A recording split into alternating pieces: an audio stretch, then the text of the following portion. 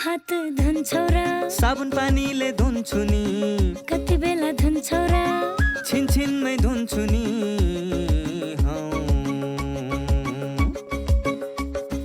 घरमा पस्दा अफिस पस्दा सधैँ धुन्छु हात कोरोनालाई यसै गरी भगाइदिन्छु म त घरमा पस्दा अफिस पस्दा सधैँ धुन्छु हात कोरोनालाई यसै गरी भगाइदिन्छु म त भान्सा छिर्नु अगाडि खाना खानु अगाडि जहाँ त्यही छोएपछि हातले छोपी खोकेपछि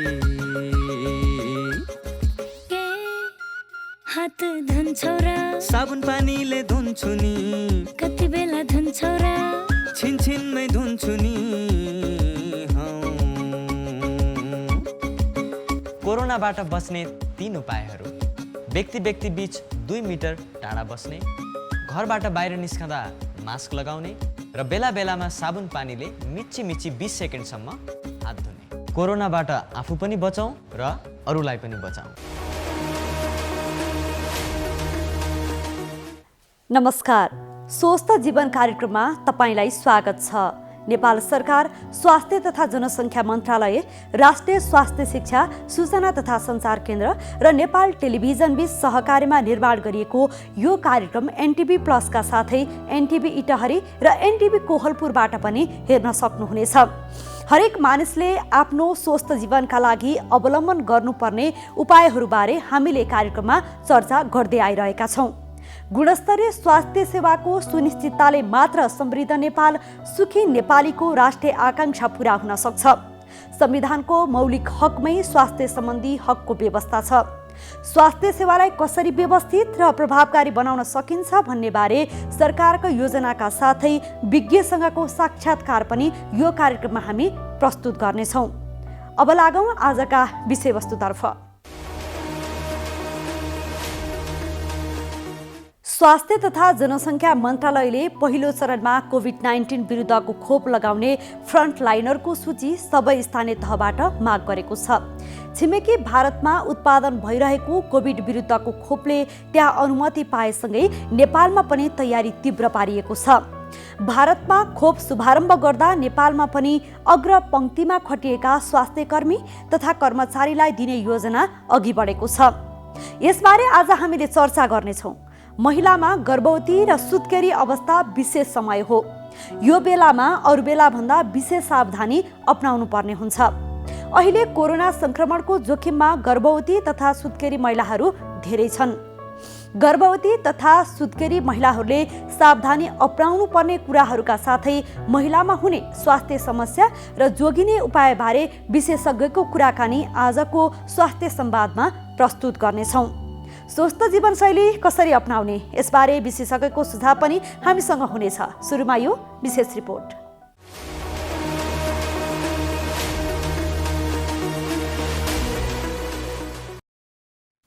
स्वास्थ्य तथा जनसङ्ख्या मन्त्रालयले पहिलो चरणमा कोभिड-19 विरुद्धको खोप लगाउने फ्रन्टलाइनरको सूची सबै स्थानीय तहबाट माग गरेको छ।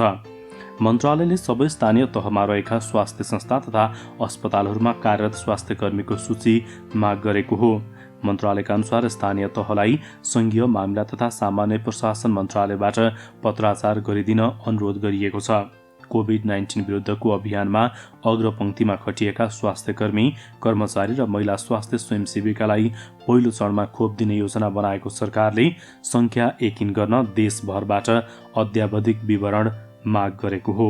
भ्याक्सिन आएको 1 हप्ताभित्र पहिलो चरणमा खोप लगाइसक्नु पर्ने भएकोले अहिले नै कति फ्रन्टलाइनर छन् भन्ने निर्क्युल गरी सोही अनुसार भ्याक्सिन पठाउने सरकारको तयारी छ।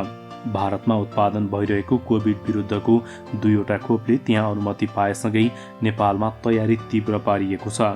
भारतमा खोप शुभारम्भ गर्दा नेपालमा पनि अग्रपङ्क्तिमा खटिएका स्वास्थ्यकर्मी र कर्मचारीलाई दिने योजना अघि बढेको छ।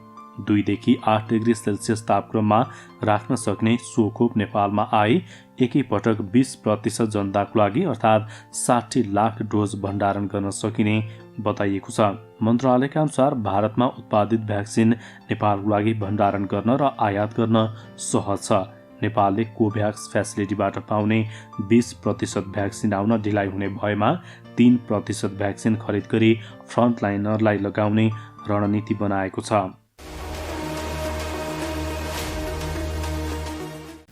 अहिलेको समय कोरोना महामारीको समय हो, हामी सबैलाई थाहा भएकै कुरा हो। कोरोना सङ्क्रमणले गर्दा विश्वव्यापी नै समस्या भइराख्दा नेपाल अछुतो रहेन र सँगसँगै यहाँको सङ्क्रमणको दर पनि अहिले बढ्दै नै गइराखेको छ। सङ्क्रमण दर बढ्दै जाँदाखेरि हामी मान्छेहरूको चाहिँ डर चाहिँ घटिराखेको छ र सँगसँगै सायद आत्मबल चाहिँ बढेको छ। यति भन्दै कतिपय सङ्क्रमित व्यक्तिहरूलाई आइसियुमा राखेर उपचार गर्नुपर्ने तथ्य चाहिँ हामीसँग छ र यो भनेको एकदम नराम्रो चिज हो। तपाईँ हामी जसको भए पनि परिवार कसैलाई सिकिष्ट भएर आइसियुमा राख्नु पर्यो भने अहिलेको समयमा हामीले परिवारले नजिकै बसेर हामीले सेवा पनि गर्न पाइराखेका छैनौँ। यति कठिन समयमा यो कोरोनालाई चाहिँ हामीले डर कम गरेर यसलाई लापरवाही तरिकाले चाहिँ लिन मिल्दैन। भन्नुको मतलब अहिलेको समयमा पनि हामी सजग रहनै पर्छ। यो सर्न सक्ने सम्भावनालाई कम गर्न, रोकथाम गर्नको लागि हामी अनुशासित हुनै पर्छ। त्यो भनेको हामीले मास्क लगाउनै पर्छ। कोही सम्भावित सङ्क्रमित व्यक्ति अगाडि पछाडि छ भन्ने कुरा हेक्का राखेर हामीले आफूले पनि मास्क लगाउनु पर्यो र अरूलाई पनि मास्क लगाउन उत्प्रेरणा गर्नु पर्यो। सँगसँगै अनावश्यक ठाउँहरूलाई छोइछोटो गर्नु पनि भएन। आफ्नो हात धुनु पर्यो अथवा नभए हामीले चाहिँ सेनिटाइजर प्रयोग गर्नु पर्यो र अनावश्यक ठाउँमा भिडभाडमा जाने काम गर्नु भएन। शारीरिक दूरी बढाउनै पर्छ। यो यति कुरा चाहिँ अझै पनि हामीले त्याग्ने बेला होइन, यसलाई चाहिँ अवलम्बन गर्ने बेला हो। यो महत्त्वपूर्ण छ। सबैलाई चाहिँ यति अवलम्बन गर्नुहुन म विनम्र अनुरोध गर्दछु। सँगसँगै म एक मुटु रोग विशेषज्ञको हिसाबले मुटु रोग भएका बिरामीहरूलाई पनि कतिपय अवस्थामा मलाई कस्तो होला के होला भन्ने डर लागिराखेको होला। मुटु रोग भइराखेका व्यक्तिहरूलाई अहिले अस्पतालसम्म गएर देखाउन पनि अप्ठ्यारो भइराखेको होला। यसमा म यहाँहरूलाई के भन्न चाहन्छु भने यहाँहरूको लक्षण केही नयाँ आएको छ भने कृपया यहाँहरूले आफ्नो चिकित्सकलाई सम्पर्क गर्नुहोस् अथवा अस्पताल आउनुहोस्। यदि लक्षणहरू केही पनि आएको छैन भने आफूले खाइराखेको नियमित औषधिहरू सेवन गरिराख्नुहोस्।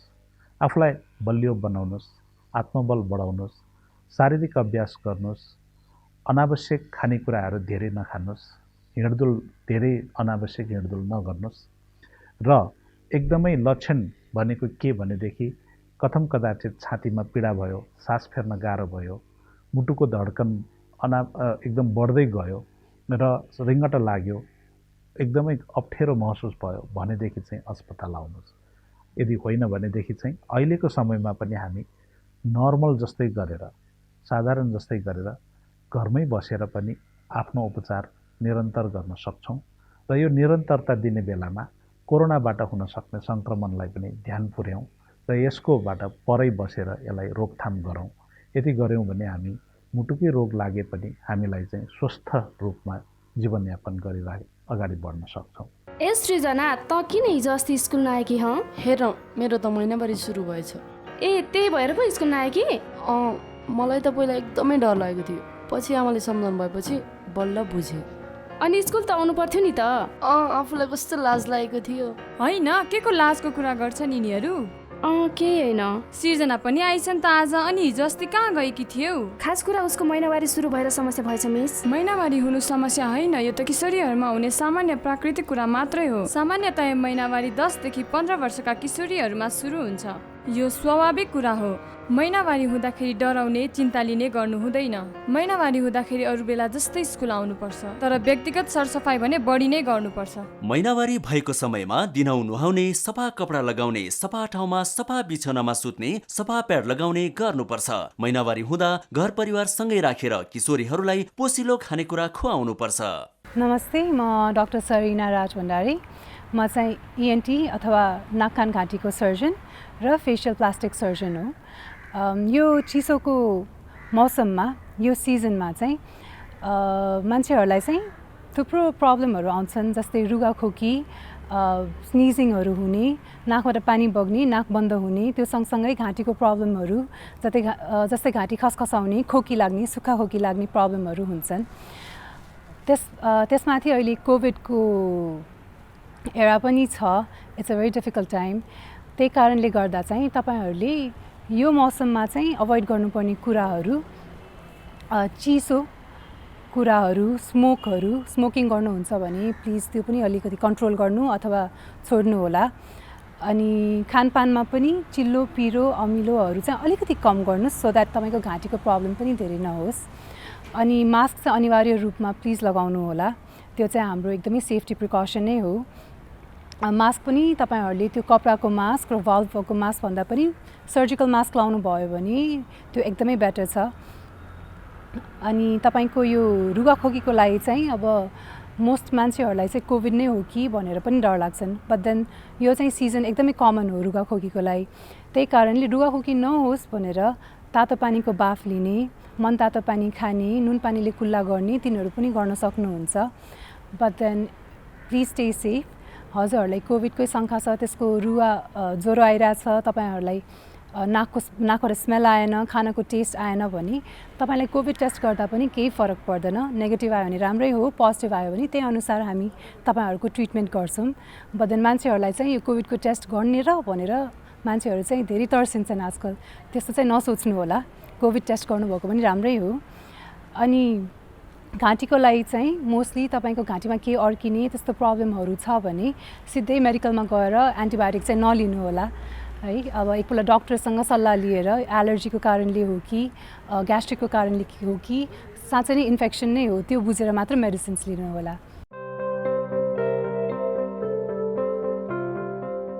नानु होमवर्क सक्यो त? गर्दैछु बुवा। कस्तो चुरोट गनाएको। होइन चुरोट खाएकै छैन? थाहा छ। हजुरले कौसीमा, घर बाहिर आँगनमा, बाटोमा चुरोट खाएर हिँडेको देखेको छु मैले। कहिलेकाहीँ मात्रै हो के? अब छोड्छु। के गर्नु, बानी लागेपछि। सुन्नुहोस्, हजुरले चुरोट खानुभयो, हजुरलाई त असर गर्छ नै। हजुरले खाएको चुरोटको धुवाले हामीलाई पनि रोगी बनाउँछ। हामी रोगी भएको हजुरलाई मनपर्छ? होइन, मलाई त तिमी स्वस्थ फुर्तिलो भएको पो मनपर्छ। त्यसो भए सुन्नुहोस् बा, हाम्रो सरले भन्नुभएको चुरोटको धुवाको 3 तहको असर हुन्छ अरे। First hand, second hand, third hand. होइन के हो नानु यो first hand, second hand, third hand भनेको? जसले चुरोट खायो उसलाई चुरोटको धुवाले फर्स्ट ह्यान्ड असर गर्छ। सँगै बस्ने मान्छेलाई चुरोटको धुवाले सेकेन्ड ह्यान्ड असर गर्छ, जुन धेरै हानिकारक हुन्छ। त्यो अहिले मलाई भइरहेको छ। सरी नानु, अनि यो थर्ड ह्यान्ड भनेको के नि? हजुरले जुन ठाउँमा बसेर चुरोट खानुभयो त्यो ठाउँमा पछिसम्म चुरोटको धुवाको असर रहिरहन्छ। त्यही ठाउँमा पछि आएर बस्ने मानिसलाई पनि असर गर्छ। त्यो थर्ड ह्यान्ड भयो। ए बुझेँ, यो त ठुलो अपराध पो रहेछ। अब म प्रतिज्ञा गर्छु, आजैदेखि धुम्रपान त्याग गर्छु। धन्यवाद बुवा। मैले डाक्टरको हिसाबमा यदि स्वास्थ्य कर्मीको हिसाब छ भने स्वास्थ्य कर्मीले चाहिँ तपाईँलाई यो N95 मास्क लाउँदा हुन्छ, उहाँहरूले लाउँदा भयो, फेस सिल्ड लाउँदा भयो। तर जेनरल पिपुलको हकमा भने सामान्यतया कपडाको मास्क लाउँदा हुन्छ र तपाईँले यो सर्जिकल मास्क त्यति लाउँदा मात्रै पुग्छ। त्यो N95 मास्क लाउनु पर्दैन। यदि तपाईँ नर्मली यदि तपाईँ घरमा बस्नुहुन्छ या तपाईँ मर्निङ वाकमा जानुहुन्छ या कुनै मान्छेहरू छैनन् भने मास्क लाउन जरुरी छैन। यदि तपाईँ कुनै भिडभाडमा जानुहुन्छ, मान्छेको अगाडि जानुहुन्छ भने त्यसमा तपाईँले मास्क लाउन जरुरी हुन्छ। कुनै स्पेसल मास्क चाहिँदैन जसले तपाईँलाई चाहिँ के छ भने भाइरसबाट प्रोटेक्सन होस् भनेर स्पेसल मास्कको जरुरी पनि छैन। तपाईँ नर्मली सिम्पल मास्क लाउनुभयो भने त्यसैबाट तपाईँलाई प्रोटेक्सन हुन्छ। नर्मली धेरै मान्छेले मैले ग्लोभ्स लगाएको पनि देखेको छु। बिहान ग्लोभ्स लगाउने अनि बेलुका ल्याएर मात्रै खोल्ने, जसले गर्दा सङ्क्रमणको अझ जोखिम चाहिँ अझै बढ्दछ। त्यस कारणले गर्दाखेरि सकेसम्म तपाईँहरूले चाहिँ ग्लोभ्स नलाउनुहोस् र हात धुँदाखेरि चाहिँ नर्मली तपाईँ ह्यान्ड सोपले मात्रै हात धुँदा पुग्छ। सेनिटाइजर पनि खोज्नु पर्दैन। यदि सेनिटाइजर नै खोज्नुभयो भने कम्तीमा 60% माथि भएको अल्कोहलवाला सेनिटाइजर युज गर्दा पुग्छ। र नर्मली तपाईँले चाहिँ तपाईँले डिफ्रेन्ट मान्छेले खोज्नुहुन्छ, ती खोज्ने कुराहरूमा नगइकन सिम्पल सपले नै हात धुनुभयो भने बेस्ट हुन्छ। र यदि तपाईँले ग्लोभ्स लाउनु भएको छ भने ग्लोभ्समा चाहिँ के हुन्छ भने सेन्स अफ सिक्युरिटी, मैले ग्लोभ्स लगाएको छु मलाई त हुँदैन, अनि त्यही मान्छे हातमा मुखमा पनि लैजान्छ, अन्त पनि छुन्छ, अन्त छोएर जान्छ, जसले गर्दाखेरि सङ्क्रमणको जोखिम भएको हुनाले डक्टरहरूको हकमा भने ग्लोभ्स लाउनु जरुरी हुन्छ। तर जेनरल पिपुलको हकमा भने किनभने उसले एउटा पेसेन्टपछि अर्कोमा चेन्ज गर्छ, तर हामी जेनरल पिपुल चाहिँ ग्लोभ्स बिहान लाउँछौँ र बेलुका खोल्छौँ, जसले गर्दा सङ्क्रमणको अझ जोखिम बढी भएको हुनाले ग्लोभ्सलाई प्रयोग नगर्ने। यदि कहीँ छुनुहुन्छ भने तपाईँ नर्मल्ली साबुन पानीले मजाले हात धुनुहोस्, ग्लोभ्स लाउन आवश्यक छैन। यदि नर्मली जस्तो यदि हात धुनुहुन्छ भने साबुन पानीले मजाले हात धुनुभयो भने इमिडिएट सेनिटाइजरको युज प्रयोग गर्नु पर्दैन। यदि तपाईँले सेनिटाइजरको प्रयोग गर्नुहुन्छ भने इमिडिएट हात धुन आवश्यक पनि छैन, किनभने तपाईँले फेरि सेनिटाइजर प्रयोग गर्दा हात धुँदाखेरि सर्टेन प्रिकसन जस्तो सर्टेन नियमहरू सबै ठाउँमा पुग्ने गरी हात धुने र सेनिटाइजर प्रयोग गर्दा पनि सबै ठाउँमा पुग्ने गरी गर्ने, र सेनिटाइजर प्रयोग गर्ने बित्तिकै हात धुनुपर्छ भन्ने छैन, र हात धोइने बित्तिकै फेरि सेनिटाइजर प्रयोग गर्नुपर्ने भन्ने छैन। यदि तपाईँ नर्मली कतैतिर छुनुहुन्छ, कतैतिर तपाईँ एक्सपोज हुनुहुन्छ भने त्यो कन्डिसनमा मात्रै तपाईँले एकखेप साबुन पानीले मजाले हात धुन सक्नुहुन्छ र हात धुने बित्तिकै सेनिटाइजरको प्रयोग गर्न आवश्यक छैन। हाम्रो एक सन्तान छ, अर्को तुरुन्तै जन्माउने इच्छा छैन, त्यसैले परिवार योजनाको लामो अवधिका केही अस्थायी साधनहरूको बारेमा सल्लाह लिउँ भनेर आएको। तपाईहरु जस्तो लामो अवधिको गर्भान्तर गर्न चाहनेहरूको लागि इम्प्लान्ट वा आयुसिडी नै ठिक हुन्छ। अनि यो इम्प्लान्ट आयुसिडी कहाँ कसरी प्रयोग गरिन्छ, कति समय काम गर्छ होला? इम्प्लान्ट चाहिँ महिलाहरूको पाखुराको छाला मुनि राख्ने र यो एक पटक राखेपछि 5 वर्षसम्म गर्भ रहँदैन। अनि आयुसिडी नि? आयुसिडी चाहिँ महिलाहरूको पाठेघरमा राखिन्छ र यो एक पटक राखेपछि 12 वर्षसम्म गर्भ रहँदैन। बीचमै सन्तानको रहर भयो भने? यदि तपाईँहरूलाई बिचैमा सन्तानको रहर भएमा यी दुवै साधनहरूलाई झिक्न पनि सकिन्छ। अनि यी दुवै अस्थायी साधनहरू कतिको सुरक्षित छन् त? सुरक्षित र प्रभावकारी छन्। तपाईँहरूले केही डर मान्नु पर्दैन। पहिला तपाईँहरूले सल्लाह गर्नुहोस्, त्यसपछि सेवाको लागि त हामी जहिले आउनुहुन्छ तयार छौँ। नमस्ते, म डाक्टर कुञ्जन आचार्य, नाक कान घाँटी विशेषज्ञ।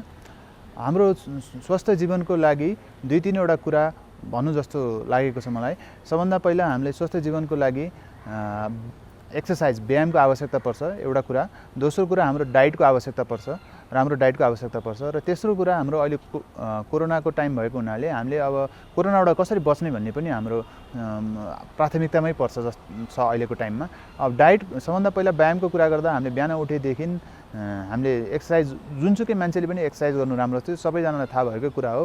र सबै अरू रोग नाक कान घाँटीको मात्र नभएर अरू मुटुको, छातीको, फोक्सोको सबैतिरको रोगलाई व्यायामले चाहिँ कम गर्नमा सहयोग गर्छ भन्ने कुरा यहाँहरू सबैजनालाई थाहा नै छ। र व्यायाम चाहिँ हामीले आधा घन्टा जति मात्र गरे पनि पुग्छ।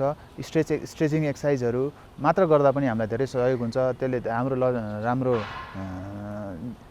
राम्रो रिजल्ट दिन्छ भन्ने कुरा अब अध्ययनहरूले देखाइसकेका छन्। त्यसपछि हाम्रो डाइटको कुरा आउँछ।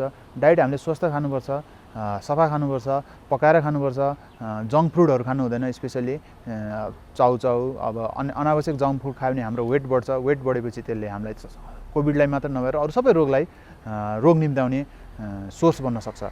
र तेस्रो कुरा हाम्रो अहिले कोभिडको टाइम भएको हुनाले हामीले सामाजिक दूरी कायम गर्ने, मास्क लगाउने र टाइममा हात धोयो भने हामीले कोभिडबाट पनि बच्न सकिन्छ। यो अहिलेको कोभिड चाहिँ स्पेसल कन्डिसन भएको हुनाले अब यो अरू रोगलाई पनि यसले असर गर्ने, अरूलाई झन् दीर्घ रोग भएको मान्छेहरूलाई झन् कठिन बनाउने, झन् अप्ठ्यारो बनाउने हुनाले कोभिडलाई पनि साथसाथै लिन अलिक स्वस्थ रहनको लागि कोभिडबाट बच्न पनि एकदमै जरुरी छ।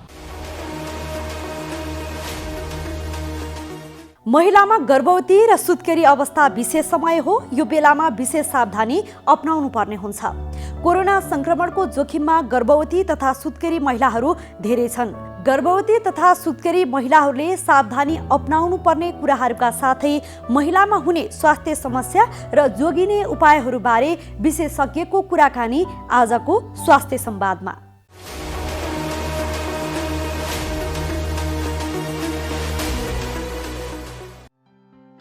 महिलामा गर्भवती र सुत्केरी अवस्था विशेष समय हो। यस समयमा महिलाको स्वास्थ्य अवस्था तुलनात्मक रूपमा अन्य समयको भन्दा बढी संवेदनशील र कमजोर हुन्छ। त्यसकारण यो अवस्थामा महिलाको स्याहार र सुरक्षाको विशेष ध्यान दिनुपर्ने हुन्छ। गर्भावस्था र सुत्केरी अवस्थामा महिलाको उचित स्याहार सुसारको अभावमा आमा र शिशु दुवैमा दीर्घकालीन समस्या देखिन सक्छ। ससाना गल्तीका कारण आमा र बच्चामा स्वास्थ्य समस्या देखिन सक्ने भएकोले सचेत रहन विशेषज्ञहरूले सुझाव दिएका छन्। अहिले कोरोना संक्रमणको जोखिममा गर्भवती र सुत्केरी महिलाहरू धेरै छन्। गर्भवती तथा सुत्केरी महिलाहरूले सावधानी अपनाउनु पर्ने कुराहरूका साथै महिलामा हुने स्वास्थ्य समस्या र जोगिने उपायहरूबारे स्त्री तथा प्रसुति रोग विशेषज्ञ प्राध्यापक डाक्टर सुमन राज ताम्राकारसँग हामीले संवाद गरेका छौँ। यो गर्भवती महिलाहरूलाई चाहिँ कोभिड संक्रमण भयो भने जटिलता हुने सम्भावना चाहिँ कतिको हुन्छ? अब सुरुदेखि विश्व स्वास्थ्य सङ्गठनले यो कोभिड-19 अथवा चाहिँ यो कोरोना संक्रमण नयाँ पनि भएको हुनाले सुरुतिर एकदमै त्यति सुनिश्चित थिएन अब के कसो फैलिने हो अनि भाइरल संक्रमण जस्तै जाने हो कि भनेर एकदमै निश्चित प्रस्त थिएन। अनि पछि समयक्रममा चाहिँ अब मुख्यतया चीनकोबाट धेरै हामीले स्वास्थ्य क्षेत्रमा सिक्दै जाने क्रममा एउटा जोखिम समूहमा जस्तै कि अब उमेर ढल्केका अब प्रौढ अब व्यक्तिहरू, त्यसै गरी पछि अरू दीर्घरोगीहरू अनि मधुमेह अथवा चाहिँ अरू मुटुको रोग भन्ने जस्तै गरेर यो गर्भवती महिला र सुत्केरी महिलालाई पनि जोखिम समूहमा राख्न थाल्यो। अब भलै चाहिँ अब अनि धेरै जसो सङ्क्रामक रोगमा बालबालिका पनि पर्छन्, तर एउटा यो कोरोना कोभिड-19 लिएर बालबालिका त्यति प्रभावित छैन। तर नेपालमै पनि यो विगतको 10-11 महिनाको अनुभवमा पनि गर्भवती महिला सुत्केरी महिलामा पनि यो कोभिडको सङ्क्रमण देखिएको छ। तिनीहरू पनि प्रभावित छन्, सङ्क्रमित छन्, तङ्ग्री पनि सके। अब एकदमै कम सङ्ख्यामा मृत्यु पनि भएको छ। जटिलता नै छ। भनेपछि गर्भवती महिलाहरूलाई कोभिड सङ्क्रमण भयो भने चाहिँ एकदम आत्तिनै पर्ने अवस्था छ कि कस्तो छ त? अब यो यस्तो छ, अरू सामान्य बेलामा गर्भवती नभएको बेलामा भन्दा यो गर्भवतीको बेला र सुत्केरीको बेलामा चाहिँ शारीरिक रूपमा पनि तिनीहरूको स्वस्थता अलिकति शरीरको रोगसँग लड्न सक्ने क्षमताको हिसाबले चाहिँ अलिकति कम्प्रोमाइज अथवा चाहिँ तिनीहरू जति बढी पहिले सक्थ्यो त्यो नसक्ने भन्दाखेरि यी सङ्क्रामक रोगहरूले प्रभावित गरिहाल्ने खालको हुनाले सजगता चाहिन्छ। तर यो अब कोभिडमा करिब 1 वर्षको हाम्रो तयारी अथवा चाहिँ स्वास्थ्य संस्थामा वर्गीकरणदेखि लिएर जुन किसिमको तयारी त्यो हिसाबले सुरुमा जति हामीले अब नयाँ भएकोले विस्तृतमा जानकारी नपाएकोले जति चाहिँ हामी चाहिँ आत्तिएका थियौँ अब त्यसरी चाहिँदैन। अब सबैले स्वास्थ्य सेवा पाउने हिसाबले पनि अब हस्पिटलहरूको वर्गीकरण गरिकन सेवा पाउने हिसाबले अब चाहिँ आत्तिनु पर्दैन। यो कोभिडबारे पनि धेरै कुराहरू प्रश्न आइसकेको हुनाले त्यसरी पर्दैन। तर अब जो चाहिँ गर्भवती महिला अथवा चाहिँ सुत्केरी महिला हो उहाँहरूले चाहिँ आफ्नो समस्या अनुसारको चाहिँ अब आफूले नियमित स्वास्थ्य जाँच गराइराखेको ठाउँमा चाहिँ जानु पर्यो अनि सोधपुछ गर्नु पर्यो, जानकारी लिनु पर्यो। जसलाई कोरोना पोजिटिभ छ होइन, उहाँहरूबाट जन्मेको शिशुलाई चाहिँ कोरोना पोजिटिभ हुने सम्भावना हुन्छ कि हुँदैन त? अब यस्तो छ, अब ठ्याक्कै चीनको वुहानबाट कुरा गर्दाखेरि 1 वर्ष अथवा चाहिँ 13 महिना जतिको मात्र हामीसँग अनुभव भयो। अब यो सङ्क्रामक रोगको विभिन्न थरीको मध्ये सबैको सङ्क्रामक रोगको आफ्नो तौर तरिका हुँदो रहेछ। अब ठ्याक्कै उदाहरणको दिँदाखेरि HIV एड्सको कुरा गर्दाखेरि गर्भवती महिलामा सङ्क्रमित छिन् भने गर्भको शिशुलाई सर्छ। तर यो कोभिडको हकमा चाहिँ अहिलेसम्म प्रश्न दिएको चाहिँ निकै विरलै विश्वभरिमा अहिले अब करिब हिजोसम्ममा 8.5 करोड सङ्क्रमित भएकोमा 10 भन्दा कम केस मात्र त्यस्तो देखिएको, त्यो पनि प्रस्त भएको छैन। डाक्टर साहब, अब अहिले यो कोरोना सङ्क्रमणको समय छ होइन, यो समयमा चाहिँ सामान्य अवस्थाका बिरामीहरू चाहिँ खासै अस्पताल जाइहाल्न अलिकति डराउँछन्, किनभने कोभिड सङ्क्रमण पो हुने हो कि भनेर होइन। अझ गर्भवती महिलाहरूले चाहिँ अब बेला बेलामा चेकअप गराइरहनु पर्ने हुन्छ होइन। कति समयमा चाहिँ अनिवार्य रूपमा गर्भवती महिलाहरूले चेक गराउनै पर्ने हुन्छ? अब यसरी कुरा गर्छु, विश्व स्वास्थ्य सङ्गठन र नेपाल सरकार स्वास्थ्य तथा जनसङ्ख्या मन्त्रालय पनि कम्तीमा 4 पटक स्वास्थ्य जाँच गर्भवती जाँच गराउनुपर्छ भनेर चाहिँ भनेको छ। त्यो भनेको चाहिँ 4 महिनामा, 6 महिनामा, 8 महिना र 9 महिनामा। अब हामी जस्तो अब मेडिकल कलेज अथवा चाहिँ शिक्षण अस्पतालहरूमा अथवा चाहिँ राम्रो खालको अस्पतालमा चाहिँ हामीले यो 3 महिना 7 महिनासम्म चाहिँ महिनामा 7 देखि 9 महिना चाहिँ 15 दिनमा त्यसपछि हप्तामा भन्दाखेरि एक गर्भवती अवधिमा चाहिँ कम्तीमा 7 देखि 10 पटक हामी जचाउन आउन चाहिँ सल्लाह दिन्छौँ। त्यो चाहिँ अब कम्तीमा हामीले 4 पटक भनेको हो। अब यो कोभिडको अवस्था कोभिड-19 को अवस्थामा पनि के चाहिँ गर्न सकिन्छ भने अब हामीले 1 पटक 2 पटक स्वास्थ्य जाँच गराउन थालेपछि स्वास्थ्य कर्मी अथवा चाहिँ डाक्टर साहब अथवा चाहिँ कन्सल्टेन्ट चिनि नै हाल्छौँ। यो बेलामा अब हामी पनि विषयगत रूपमा पनि हामीले कोही अब क्लाइन्ट अथवा चाहिँ गर्भवती महिलाले उनीहरूले चाहेको खण्डमा हाम्रो व्यक्तिगत नम्बर नै दिने गरेको छौँ। यो विशेष परिस्थितिलाई विचार गरिकन यो यति मात्र नभइकन हाम्रो स्थिति र प्रसुति रोग संस्थाको हाम्रो एउटा संस्थागत नेसोक भनेर छ। नेसोकको सबै सहकर्मीहरूले यो बेलामा चाहिँ स्वतस्फूर्त रूपमा हामीले कसैले नम्बर माग्यो भने दिने गर्छौँ। रात बिहान जुनै बेला 24 घण्टा त्यस बेलामा हटलाइन अथवा चाहिँ हेल्पलाइनको रूपमा हामीले सघाइ नै राखेका छौँ। त्यस भएर मैले भन्न खोजेको अब कुनै पनि गर्भवती महिलाले त्यसै गरी आफूले नियमित जचाइराखेको डाक्टर साहबसँग स्वास्थ्यकर्मीसँग नम्बर लिने अनि कम्तीमा 4 पटकको कुनै अनुसार टाइमिङ अनुसार त जानै पर्यो। अनि अब 4-5 दिन यताउता कुनै फरक पर्दैन, त्यो त्यति ठुलो समस्या होइन। फोन गरिकन बिचमा अब केही समस्या आइपर्यो कि फोनबाट कन्सल्टेसन गर्ने अनि फोनबाट अथवा चाहिँ अरू कुनै सञ्चार अरू वैकल्पिक उपायबाट गरिसकेर अनि आवश्यक पर्यो भने कि त्यही अनुसार हामीले भन्छौँ नि त अब तपाईँ यो लक्षण चिन्ह समस्या हुँदा चाहिँ भएको रहेछ हस्पिटल आउनुहोस् नै भनेर चाहिँ हामी भन्छौँ। कुनै त इमर्जेन्सी कन्डिसन पनि हुन्छ होइन, एकदमै धेरै गाह्रो भएको अवस्था पनि हुन्छ। खासमा यो गर्भवती महिलाहरूले चाहिँ कस्तो कन्डिसन भयो भने चाहिँ अनिवार्य रूपमा जुन महिना कति 4 पटक देखाउने भनिएको छ नि त्योभन्दा फरक चाहिँ कस्तो अवस्था भयो भने अनिवार्य देखाउन पर्ने हुन्छ? प्रत्येक मानिसको गर्भ चाहिँ 40 हप्ताको हुन्छ, 280 दिनको। त्यसलाई चाहिँ हामी 3-3 महिनाको गरेर पहिलो त्रैमासिक, दोस्रो त्रैमासिक, तेस्रो त्रैमासिक भनेर छुट्याइराखेको हुन्छ। अनि प्रत्येक त्रैमासिकमा देखा पर्ने अनि आकस्मिक रूपमा एकदमै समस्या हामीले चाहिँ एकदमै चनाखो भइहाल्नुपर्ने समस्याहरू चाहिँ फरक प्रकृतिको छ।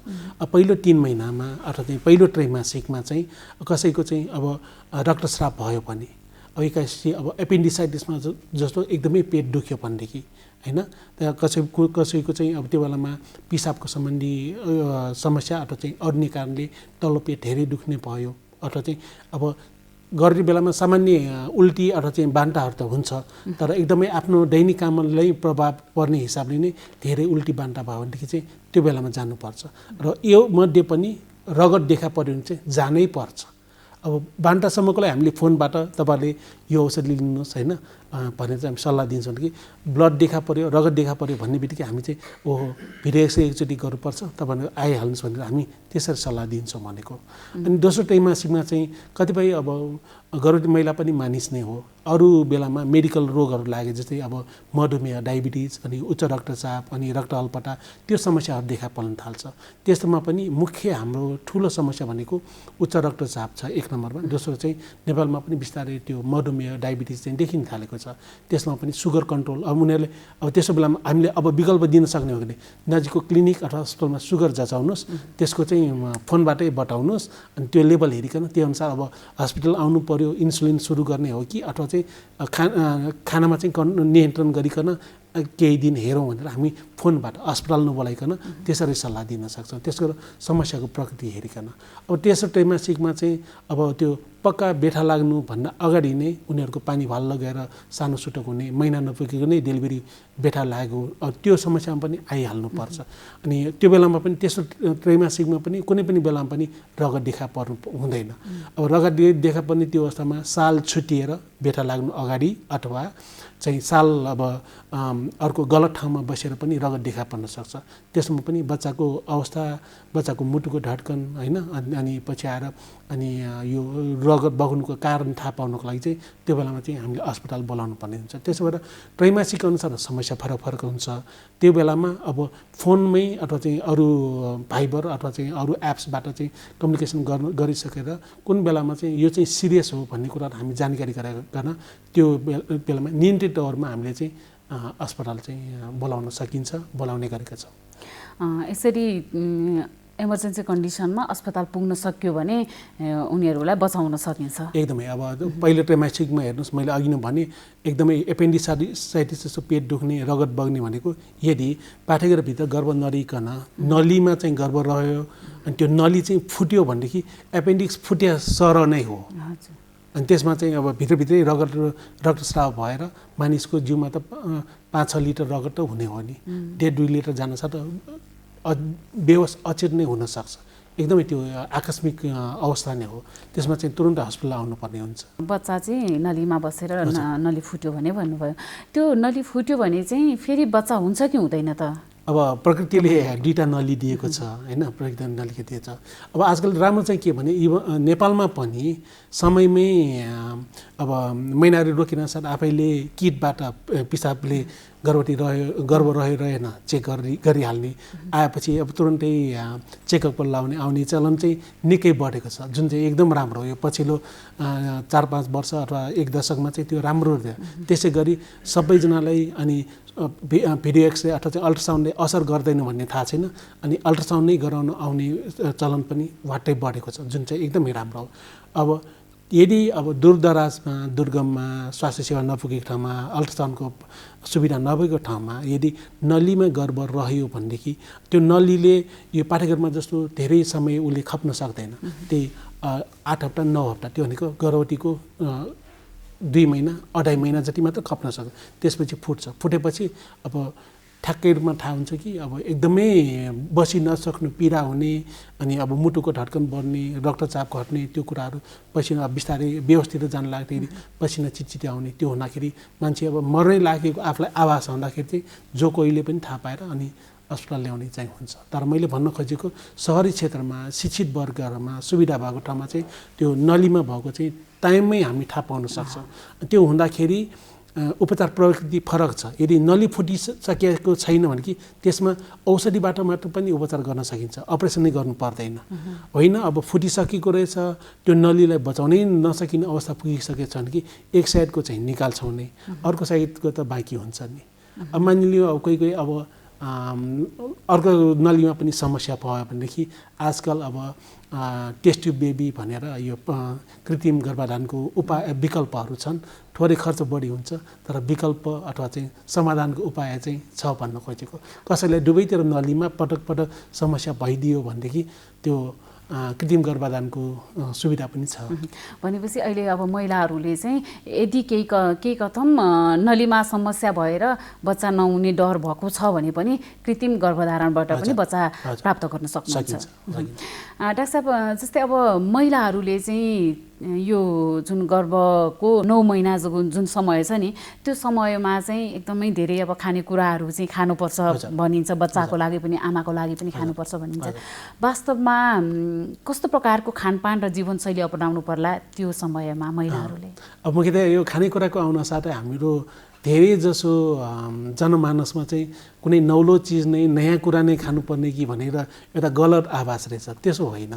अनि अर्को कुरा जुन चाहिँ अब समस्या कहाँनिर पनि आयो भने हामी संयुक्त परिवारबाट बिस्तारै एकल परिवारमा आछौँ। अब भन्न खोजेको चाहिँ श्रीमान श्रीमती डेरामा मात्र बस्ने, जुन कि पहिले चाहिँ अब काका काकीहरू ठुलो जानमा बस्थ्यो, एक न एकजनाले सिकाइराख्थ्यो सघाइराख्थ्यो। त्यस नभएको एकल परिवार हुन जाँदाखेरि विभिन्न समस्याहरू अप्रत्यक्षमा त्यहाँनिर देखा परेको छ। अब यो पोषणको कुरामा पहिला त्यसरी परिवारबाट सहयोग हुन्थ्यो, अहिले पाइराखेका हुँदैन। अनि त्यसमा एकाधपटक कोही भेट हुने बेलामा खानु नखानु भनेर बल गरिरहेको हुन्छ, के खाने चाहिँ थाहा हुँदैन। अब त्यसमा पनि पहिलोपटक गर्भवती भएको महिलामा अथवा चाहिँ सुरुको 3 महिनामा चाहिँ यो उल्टीको समस्याहरू निकै हुन्छ, खान नै सक्दैन। यति समस्या कि अब 10 देखि 15% 20%लाई त अस्पताल भर्ना गएर सलाइनबाट नै भरठेक गर्नुपर्नेसम्म पुगिराखेका हुन्छ। बाँकी महिलाहरूमा सुरुको 3 महिना चाहिँ धेरै जसोलाई 60-70%लाई चाहिँ उल्टीले धेरै सताउँछ। त्यो बेलामा चाहेर पनि खान सक्दैन। त्यो बेलामा हामी पनि आशा गर्छौँ जुन महिलाको गर्भवती अगाडिको शारीरिक तौल हो त्योभन्दा बरु तौल घट्छ त्यो सुरुको 3 महिनामा। त्यसपछि चाहिँ उसले चाहिँ अब तौल चाहिँ वृद्धि हुँदै जानुपर्छ।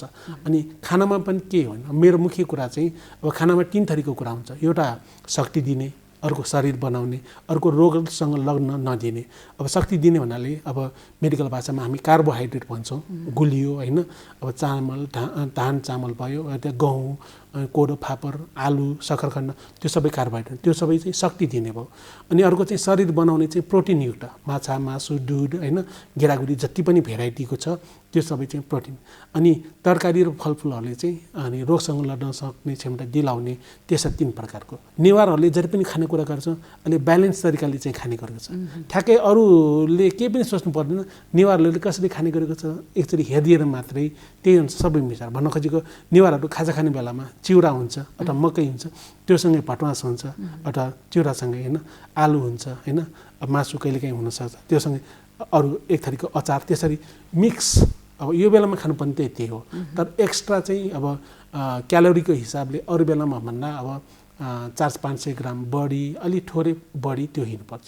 अब त्यसमा पनि अलिकति व्यावहारिक रूपमा हुनुपर्ने चाहिँ के भने अरू बेलामा बिहान खाना खायो दिउँसो खाजा खायो बेलुका खाना खायो। अब त्यसमा गरोटी महिलाहरू चाहिँ एकैपटक धेरै खान सक्दैनन्। अब सुरुको 3 महिना खानै मन हुँदैन पछि पेट बढेर त्यो आमाशय अथवा चाहिँ त्यो पेट खाना जाने पेट पनि थिचिने हुनाले क्षमता चाहिँ घट्ने हुनाले चाहिँ बरु पटक खाने होइन 2 घन्टा बिराएर खाने त्यही मिक्स गरेर अब गुलियो खानेकुराहरू मात्र त्यसरी मात्र नभइकन प्रोटिन अनि यता यो मिनरल्स अथवा भिटामिन्स हुने चाहिँ सागसब्जी अथवा चाहिँ यो अरू फलफुलहरू पनि मिक्स गरेर ब्यालेन्स रूपमा त्यसरी खान सकिन्छ। कुनै नौलो खानेकुरा चाहिँदैन। यतातिर चामल बढी प्रयोग भयो भनेर भने पनि अब जहाँनिर चाहिँ कोदो छ फापर छ चामलको सट्टा त्यो विकल्पमा त्यो मिल्छ भन्नु खोजेको। अब माछा मासु नै चाहिँदैन। हेर्नुहोस् भटमासलाई गरिबहरूको प्रोटिन भनिन्छ होइन। अब धेरै कुरा अनि दुध नै हेर्नुहोस् अब गाउँघरमा छेलोखोलो पाइन्छ। अब बिस्तारै समस्या कहाँ भइदियो भनेदेखि घरमा भएको गाई बस्तुको दुध चाहिँ बजारमा लगेर बेच्यो अनि त्यहाँबाट चाहिँ चाउचाउ बिस्कुट चाहिँ किनेर ल्याएर जुन चाहिँ पोषणको हिसाबले एकदमै निम्न स्तरको त्यो भन्दा नि अब घरमा कोही चाहिँ अब यसरी गरोटी महिला छिन् भने अस्ति अब 2-3 लिटर बेच्न लान्थ्यो भने अब आधा लिटर घरमै बचाइराखौँ त्यो चाहिँ खान दिउँ। त्यसरी चाहिँ गरोटी बेलामा घरमा कोही गरोटी छिन् भने फरक गर्नुपर्ने अलिकति त्यसरी मात्रै हो। डाक्टर साहब अहिले त चिसोको समय पनि छ होइन यो समयमा चाहिँ गर्भवती महिला र सुत्केरीहरूले चाहिँ विशेष गरी के कुरामा ध्यान दिनुपर्ने हुन्छ? अब मलाई ठ्याक्कै म यसमा चाहिँ 2 तरिकाले म कुरा गर्छु। एउटा चाहिँ पोषणको हिसाबले अब जिउ तातो राख्नुदेखि लिएर धेरै इनर्जी अथवा शक्ति चाहिने हिसाबले चाहिँ अब कार्बोहाइड्रेट युक्त खानेकुरा चाहिँ अलिकति बढी चाहिन्छ। त्यो भनेको अघि नै चाहिँ अब आलु चामल अब त्यो चाहिँ फापर कोदो सक्खरखण्ड अथवा घिउ होइन अनि त्यो भयो एकातिर। अर्को कुरा मलाई डर चाहिँ कोठा न्यानो पार्न होइन अनि अथवा चाहिँ अब बिहान बेलुका सेकताप गर्न बच्चालाई आफूलाई सेकताप गर्ने बेलामा कृपया यो हिटरहरू त्यस्तो प्रयोग गरिन्छ भनेदेखि अब त्यो कुराहरूमा चाहिँ मकलहरू नै प्रयोग गरिन्छ भने अलिकति बढी ध्यान दिउँ होला। अर्को कुरा मलाई एकदमै डर चाहिँ मैले अघि नै भने यो संयुक्त परिवारबाट एकल परिवारमा आउँदाखेरि सानो डेरामा महँगोको हिसाबले सानोमा गुम्सिएको ठाउँमा अनि हावा राम्रोसित चलखेल नभएको ठाउँमा यी कुराहरू प्रयोग गर्दाखेरि अलिक बढी नै प्रयोग गरौँ होइन। किनकि अब श्रीमान पनि दिनभरि काम गरेर आएको हुन्छ श्रीमती अब त्यसै पनि सुर्केरी अथवा गर्भवती छिन् अनि न्यानोको हिटर पारेर त्यो थकानले चाहिँ हिटर अन नै भइराख्दाखेरि त्यस्तै भविष्यतव्य पर्न सक्छ। ती कुराहरूमा चाहिँ एकदमै सजगता ध्यान दिउँ होइन। अनि अरू कुराहरू चाहिँ अब पोषणमा चाहिँ अलि तागत दिने अथवा शक्ति प्रदान गर्ने खानेकुरामा चाहिँ अलिकति बेसी प्रयोग गर्नु। त्यस कारण पनि अहिले जति पनि खानेकुराहरू अब फेरि अब एकपल्ट निवारकै कुरा गर्नुपर्छ। यो बेलामा योमरीको कुराहरू बिस्तारै अब माघे सङ्क्रान्तिमा घिउ चाकु खाने कुराहरू समयअनुसार बनाइराखेको त्यस कारणले पनि हो। नेवारमा हेर्नुहोस् त्यो सुत्केरी हुनु अगाडि नै घरको र माइतीकोले यो 84 व्यञ्जन जस्तै गरेर बनाएर खुवाउनु पर्छ। त्यसको ध्येय के भने अब गर्भवतीको सुरुको 7-8 महिनामा कठम कदाचित राम्रोसँग पोषण नपुगेको भए पनि कम्तीमा सुत्केरीमा बल होस् भन्ने हिसाबले चाहिँ त्यो बेलामा चाहिँ यो दही चिउरा खुवाउने भनेर दौजी खुवाउने भनेर त्यसरी विभिन्न परिकार बनाएर घरकोले र माइतीकोले चाहिँ खुवाउँछन्। त्यो भनेको चाहिँ विगतको पोषण सबै यो थपथाप गर्नलाई नै हो। अविवाहित महिलाहरूको हकमा कुरा गर्न चाहे यो समयमा चाहिँ अविवाहित महिलाहरू कस्ता कस्ता समस्या लिएर आउनुहुन्छ? सहरी क्षेत्रको र ग्रामीण परिवेशको अलिकति फरक हुने। अब सहरी परिवेशमा चाहिँ एउटा ग्रुप धेरै जसो यो +2 पढ्ने उमेरको कलेज भर्खर जाने उमेरकोमा चाहिँ महिनावारी हुने बेलामा पेट दुख्ने हाम्रो मेडिकल भाषामा चाहिँ डिस्मेनोरिया भन्छौँ, त्यो समस्या लिएर आउने बढी छन्। यो कलेज क्षेत्र सहरी क्षेत्रमा अलिकति इङ्गित गर्न खोजेको चाहिँ अब विवाह पूर्व नै यौन सम्बन्ध राखिकन होइन, अनि पटक पटक त्यो गर्भपतन हुने औषधि प्रयोग गरिकन त्यसको जटिलता लिएर आउने सङ्ख्या चाहिँ अलिकति बढेको छ सहरी परिवेशमा। ग्रामीण क्षेत्रमा चाहिँ अरू महिलाहरू जस्तै हो भन्न खोजेको छ। अब सेतो पानी बग्ने, असामान्य प्रकारको पानी बग्ने, अब यौनाङ्ग चिलाउने, महिनाडी गडबडी हुने होइन, अनि तल्लो पेटमा कुनै डल्लो आएको जस्तो हुने, त्यो समस्या लिएर आउँछन्। र अलिकति सहरी र ग्रामीण क्षेत्रको पनि विशेष गरेर अलिकति ओपिडीमा आउने, बहिरङ्ग विभागमा आउने 10% जनमा चाहिँ अब समयमै बच्चा भएन भनेर समस्या लिएर आउने पनि छन्। अलिकति उमेर ढल्केको समूहमा चाहिँ यो यौनाङ्ग खस्यो अथवा चाहिँ पाठेघर झर्यो, आनन्द झर्यो भनेर समस्या लिएर आउने चाहिँ छन्। अहिले यो स्त्री रोगहरूमा चाहिँ उपचार पद्धति चाहिँ कस्तो कस्तो छ त? सबै उपचारहरू ठिक हुने अवस्था छ कि छैन? कस्तो कस्तो उपचारहरू छ? अब पहिले करिब 30-40 वर्षभन्दा अगाडि भन्दा त अहिले त एकदम राम्रो भइसकेको छ। नेपालमा पनि विकसित देशकै स्ट्यान्डर्डमै प्रविधिहरू पनि भित्रिएर उपचार प्रविधिहरू त्यही अनुसार भइसकेर धेरै समस्याहरू सुरुमै पत्ता लाग्ने, त्यो अनुसार नै अब भनौँ क्यान्सर नै भनौँ, क्यान्सर पूर्वकै अवस्थामा हामीले पत्ता लगाइकन आवश्यक उपचारहरू सबै चरणको हामीले गर्न सक्छौँ। निसन्तानको त्यस्तै पहिले बाँझोपन भयो भनेर मान्छेले अब अर्को बिहा गर्ने थियो भने कि अहिले पर्दैन। अब 90% समस्या चाहिँ समाधान हुने हिसाबले उपचार प्रविधिहरू छ होइन। त्यसैले प्रविधि र मानव संसाधनको हिसाबले पनि निकै राम्रो भएको छ, एकदम ठुलो परिवर्तन आएको छ। अहिले त अब अर्कै महिलाको डिम्ब हामीले किनेर पनि प्रयोग गर्न सकिने अवस्था छ, जुन चाहिँ त्यही महिलाबाट सम्भव नहुने कुराहरू होइन। अब उमेर ढल्किसकेकोमा 35-40कोमा राम्रो अन्डा बाँकी हुँदैन, त्यस्तोमा अर्को महिलाहरूको हामीले डिम्ब किनेर आफ्नै श्रीमानको अथवा चाहिँ पुरुष पार्टनरको वीर्यबाट बच्चा त्यो कृत्रिम गर्भधारण गरेर सम्म पनि त्यो प्रविधिसम्म पनि नेपालमा भइसकेको छ। भनेपछि अब त धेरै ढुक्क हुने अवस्था आइसकेको छ महिलाहरूको। अर्को चाहिँ राम्रो नराम्रो यो भिरिएक्सले तारनतार गर्ने बानी र एन्टिबायोटिकको ओभर युज बढी प्रयोगले गरेर त्यसले गर्दाखेरि महिलाहरूमा हुने विगतमा हुने कतिपय समस्याहरू अप्रत्याशित तौरले हट्टै घटाइदिएको छ। डाक्टर साहब अन्त्यमा जस्तै यो सुत्केरी महिलाकै कुरा गर्न चाहे, गर्भवती महिला र सुत्केरी महिला, अझ सुत्केरी महिला अनि बच्चाहरूको स्वास्थ्यको लागि चाहिँ यो समयमा के सल्लाह दिन चाहनुहुन्छ? अब कोरोनालाई लिएर निश्चित रूपमा पनि हामीलाई डर थियो, त्यो कुराहरू अहिले निकै घटेको छ। तर पनि अब दोस्रो लहर आउला कि युरोपको जुन देशहरूमा देखेको छ त्यो हिसाबले सजगता चाहिँ चाहिन्छ। त्यो भनेको चाहिँ अब मास्क लाउने, हात धुने कुराहरूले लिएर अलिकति अब दूरी कायम गरेर त्यो जमघट धेरै नहुने कुरा त ध्यान दिनै पर्यो। अर्को कुरा कुनै पनि बेलामा त्यो लक्षण चिन्ह देखा पर्यो भनेदेखि अब घरमै अरू बेलामा जस्तो खपेर नबस्ने, साधारण रुगाखोकी ज्वरो होला भनेर होइन, अब जाडोयाम बिस्तारै अझै बढ्न थालेको छ, साधारण होला भने चाहिँ नबसिकन अब कतै कोरोना हो कि भन्ने हिसाबले पनि जानुपर्ने हुन्छ। त्यो हिसाबले कुनै पनि बेलामा आफूलाई शङ्का लागेपछि चाहिँ अरू बेलामा जस्तो खपेर बस्नु भएन, समय पनि जानु पर्यो। कम्तीमा आफूले चिने जानेको स्वास्थ्य कर्मीसँग चाहिँ सल्लाह अथवा चाहिँ जानकारी लिनु पर्यो। स्वस्थ जीवनशैलीका लागि स्वस्थ खानपान, सरसफाइ र व्यायामलाई आफ्नो दिनचर्याको हिस्सा बनाउन विशेषज्ञहरू सुझाव दिन्छन्।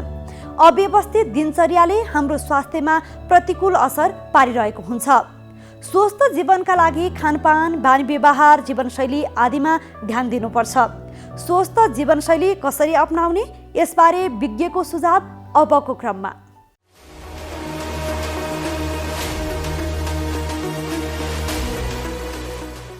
नमस्कार, म doctor Prakash Budhathoki, senior consultant dental surgeon. मानिस स्वस्थ हुनलाई अर्थात् ममा भएको अनुभव, ज्ञान लामो समयसम्म देशलाई, जनतालाई र सबैलाई चाहिँ बाँडिरहनको लागि म धेरै समय स्वस्थ भएर नै बाँच्नुपर्छ। त्यही स्वस्थ भएर बाँच्नको लागि चाहिँ म बिहान उठेदेखि राति सुत्दासम्म के गरिरहेछु र म अहिले लगभग 50 वर्ष पुग्दाखेरि पनि किन फ्रेस र जवान देखिरहेछु भन्ने कुरा पनि म चाहिँ सेयर गर्न चाहन्छु। सबभन्दा पहिले बिहान उठ्नासाथ म हलुका एक्सर्साइज गर्छु, जसलाई हामीले चाहिँ अब मेडिटेसन भनौँ, योगा भनौँ, र त्यो गरिसकेपछि अलिकति मैले वार्मअप एक्सर्साइज गर्छु र त्यति गरिसकेपछि केही समय म पत्र पत्रिका र अरूमा चाहिँ बिताउने गर्छु र बिहान म कालो चिया खाने गर्छु र कालो चिया खानुभन्दा पहिले जुन सफा पानी हुन्छ मनतातो पानी त्यो पानी खान्छु त्यसपछि चाहिँ बनाले चाहिँ कालो चिया खान्छु र त्यसपछि फ्रेस भइसकेपछि म अलिकति आफू नै किचनमा छिर्ने गर्छु किचनमा छिरेर हल्का नास्ता बनाउने र केही छैन भने चाहिँ त्यही अनुसार चाहिँ बजारबाट सामान किनेर ल्याउने र त्यो गर्छु र त्यति गरिसकेपछि अब अफिस जानको लागि मैले चाहिँ आफ्नो झोलामा चाहिँ फलफुल चाहिँ अनिवार्य राख्ने गर्छु कम्तीमा 2टा फलफुल हुन्छ कि एउटा केरा एउटा सुन्तला वा चाहिँ एउटा स्याउ किनभने भन्ने गरिन्छ 1 Apple a day keeps the doctor away त्यही भएर पनि प्राय जसो मेरो चाहिँ फलफुलमा चाहिँ स्याउ छुटेको हुँदैन र त्यति गरिसकेपछि ब्रेकफास्ट खाएर अफिसमा निस्किसकेपछि अफिसका विभिन्न कार्यक्रमहरूमा सहभागी हुन्छु तर बिहान मैले ब्रेकफास्ट खाएदेखि 4 घण्टाको समयमा चाहिँ मैले यदि नास्ता मिल्यो भने नास्ता नभए चाहिँ बनाले त्यही फलफुल चाहिँ खाने गर्छु र मैले चाहिँ खाने गरेकामा चाहिँ प्राय जसो सागसब्जीहरू बढी हुन्छन् दुध तथा दुग्धजन्य पदार्थहरू बढी हुन्छन् र म माछा मासुमा त्यति जोड गर्दैन र त्यति खाना पनि खाँदिनँ र अर्को कुरा मैले जति सक्यो बढी पानीलाई जोड दिन्छु र उमालेको मनतातो पानी चाहिँ बढी खाने गर्छु र साथसाथै मैले सोच्ने कुराहरू कस्तो हुन्छ भने म आफू पनि गल्ती हुन सक्छु है अर्थात् बाँकी अरू ठिक हुन सक्छन् भन्ने किसिमले चाहिँ सोच्ने गर्छु किनभने म मात्रै ठिक हुँ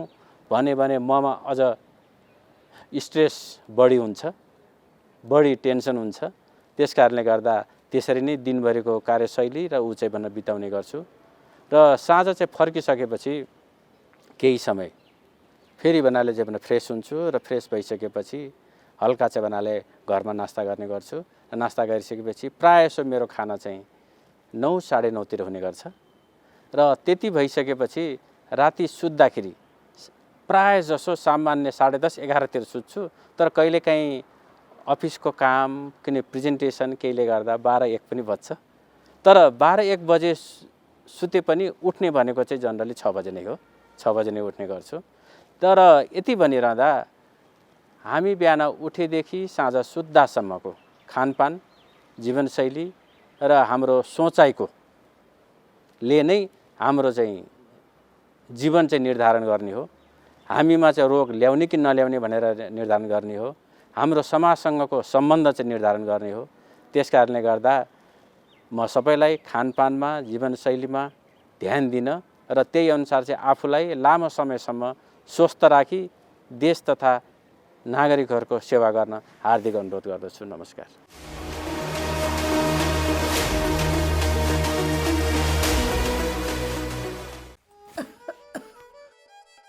काकी कता हिँड्नु भएको रुगा खोकी लागेर सन्चो नभएको धेरै भयो औषधि लिन हिँडेँ कि म त हो म पनि अस्ति बिरामी हुँदा एन्टिबायोटिक औषध किनेर खाकी थिएँ मसँग बाँकी छ त्यही खाँदा भइहाल्छ नि किन किन जानु पर्यो र हिँड्नुहोस् मसँग औषध लिएर जानु होला ल ल जाऊ कहाँ जाने कुरा हुँदैछ बहिनीकोमा एन्टिबायोटिक रहेछ त्यही लिन जरा लाकी कहाँ त्यसरी एन्टिबायोटिक खानुहुन्छ त स्वास्थ्य कर्मीको सिफारिस बिना मैले छोरीलाई एन्टिबायोटिक औषधि खुवाउँदा रोग बल्झेर छोरीले कति धेरै दुःख पाए तुरुन्त स्वास्थ्य कर्मी कहाँ गएर जचाएर मात्र औषधि खानुहोस् तपाईँ यहाँ आएर धेरै राम्रो गर्नुभयो एन्टिबायोटिक औषधिको दुरुपयोगले बारम्बार रोग बल्झिएर निको हुन गाह्रो हुन्छ र हामी सबैलाई जोखिममा पारेको छ त्यसैले सधैँ स्वास्थ्य कर्मीको सिफारिसमा मात्र एन्टिबायोटिक औषधि पुरा मात्रामा र पुरा अवधि सेवन गर्ने गरौँ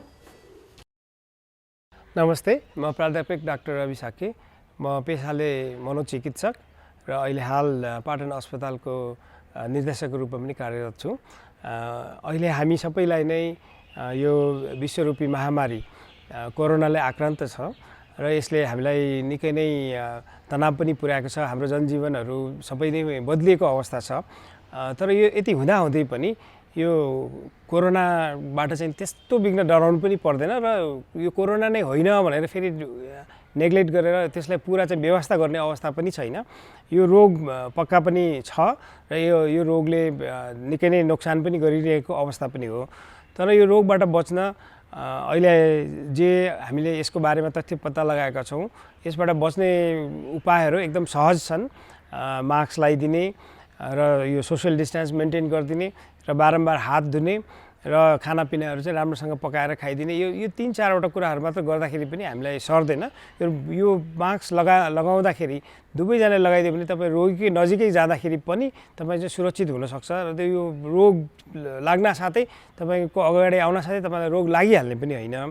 र यो यसरी सही जानकारीहरू लिनुभयो भने तपाईँको तनाव पनि कम हुन्छ र यो हल्लाको पछाडि चाहिँ नलाग्नु होला। र यसमा त्यति आत्ति हाल्नु पनि पर्दैन। यो रोग आक्रान्त हुनासाथ सबैजनालाई चाहिँ लक्षण आउँदैन पनि, करिब 80%लाई मात्र 80%हरू त लक्षणविहीन नै हुन्छन् र 20% जसलाई लक्षण आउँछ तिनीहरूमा पनि गम्भीर रूपमा स्वास्थ्य समस्या हुने भनेको 1-2%लाई मात्रै हो। र यसको ज्यानको जोखिम पनि पहिला भएको विश्वरूपी महामारीको दाँजोमा यसको कम नै छ। कम छ भनेर मैले फेरि पनि भन्न चाहेँ, यसलाई व्यवस्था गर्ने पनि होइन र यसबाट चाहिँ एकदम डराउने पनि होइन। हामी सबै मिल्यो भने अवश्य पनि जसरी हामीले पहिलाको महामारीहरूलाई हामीले जितेका थियौँ, यसलाई पनि हामी जित्न सक्छौँ नै होला। सबैजनाको यो राम्रा वैज्ञानिकहरू, राम्रा डाक्टर साहबहरू सबैजनाले यसको समाधान गर्न भरमग्दो कोसिस गरि नै रहेछ र केही हदसम्म सफलता पनि मिलि नै रहेको छ। र नेपालको सन्दर्भमा भन्नु पऱ्यो भने पनि हामीले जे जति अहिले वैज्ञानिक तथ्यहरू, वैज्ञानिक विधिहरू, उपचार विधिहरू प्राप्त थाहा पाएका छौँ, त्यो सबै चिज पनि हामीले नेपालमा पनि अप्नाइरहेको अवस्था छ र हामीले सक्दो आफ्नो स्रोत साधनले भ्याए जति पनि हामीले गरि नै रहेछौँ। यहाँ भयो भने नेपालमा केही पनि छैन भनेर त्यस्तो किसिमले हतोत्साही हुनु पनि आवश्यक छैन। सबैजना सचेत रहौँ र सबैजना सावधान रहौँ र तपाईँहरू सुरक्षित रहनुहोस्।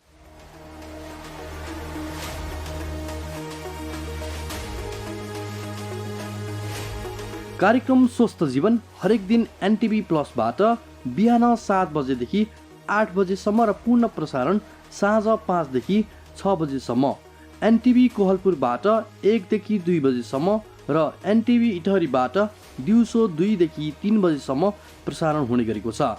स्वास्थ्य सम्बन्धी यहाँहरूको कुनै जिज्ञासा वा समस्या भएमा हामी सम्बन्धित विज्ञहरूबाट समाधान खोजी कार्यक्रममा प्रसारण गर्नेछौँ।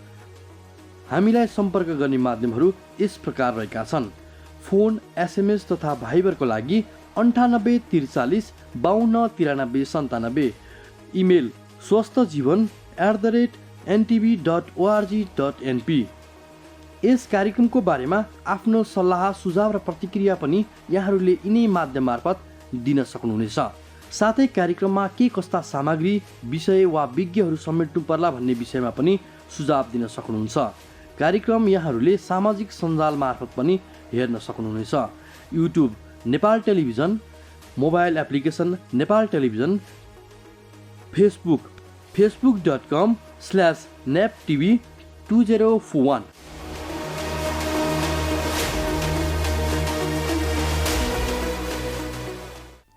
अब हामी कार्यक्रमको अन्त्यतिर आइपुगेका छौँ। स्वास्थ्य तथा जनसङ्ख्या मन्त्रालयले पहिलो चरणमा कोभिड-19 विरुद्धको खोप लगाउने फ्रन्टलाइनरको सूची सबै स्थानीय तहबाट माग गरेको छ। छिमेकी भारतमा उत्पादन भइरहेको कोभिड विरुद्धको खोपले त्यहाँ अनुमति पाएसँगै नेपालमा पनि तयारी तीव्र पारिएको छ। यसबारे आज हामीले चर्चा गर्यौं। महिलामा गर्भवती र सुत्केरी अवस्था विशेष समय हो। यो बेलामा अरू बेला भन्दा विशेष सावधानी अपनाउनु पर्ने हुन्छ। गर्भवती तथा सुत्केरी महिलाहरूले सावधानी अपनाउनु पर्ने कुराहरूका साथै महिलामा हुने स्वास्थ्य समस्या र जोगिने उपायबारे विशेषज्ञको स्वास्थ्य संवादका साथै स्वस्थ जीवनशैली कसरी अपनाउने यसबारे विशेषज्ञको सुझाव पनि प्रस्तुत गर्यौं। आजका लागि स्वस्थ जीवन कार्यक्रमको समय सकिएको छ। यो कार्यक्रम नेपाल टेलिभिजनको वेबसाइट www.nepaltvonline.com तथा नेपाल टेलिभिजनको मोबाइल एप, फेसबुक, युट्युब जस्ता सामाजिक सञ्जालमा पनि हेर्न सक्नुहुनेछ। यो कार्यक्रममा तपाईका स्वास्थ्य सम्बन्धी समस्या, सरकारले प्रवाह गरेका स्वास्थ्य सेवा अथवा हाम्रो कार्यक्रमबारे कुनै जिज्ञासा छन् भने हामीलाई सम्पर्क गर्न सक्नुहुनेछ। सम्पर्क माध्यम हामीले टेलिभिजन स्क्रिनमा पनि देखाइरहेका छौँ। तपाईका समस्यालाई हामीले सरकारी अधिकारी वा विज्ञ मार्फत समाधान गर्ने प्रयास गर्नेछौँ। आजका लागि स्वस्थ जीवन कार्यक्रमबाट हामी सबैलाई बिदा दिनुहोस्। नमस्कार।